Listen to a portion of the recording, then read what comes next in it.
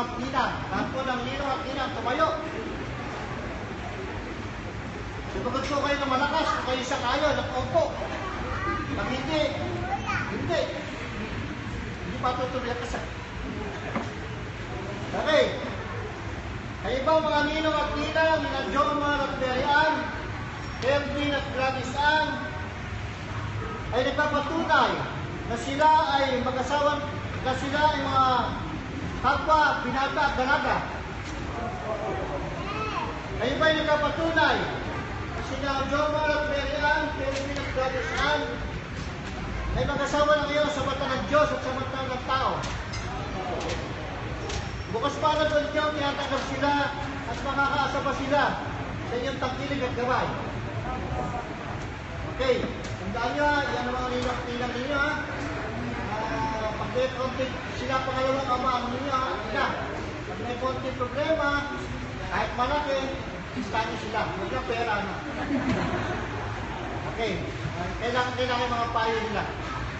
Okay, kung gayon, kayo, Jomar at Berian, Kelvin at Gladys Ann, bilang patunay na kayo ay totoo nagmamahalan, ipakita ninyo sa lahat ng mga narito sa pamagitan ng isang matamis na lips to lips sa bawat isa. Kasi,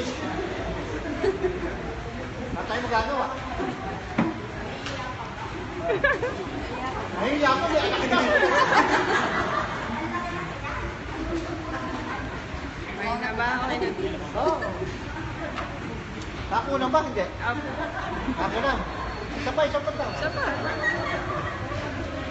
Hanggang na ba ako na? Okay na ba?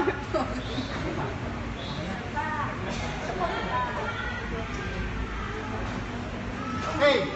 Kapisa po ng butas ay pinagkalot sa akin bilang kinatawan ng ating mahal ng punong bayan Ferdinand Viso Estrella at bilang tagapagpatunay.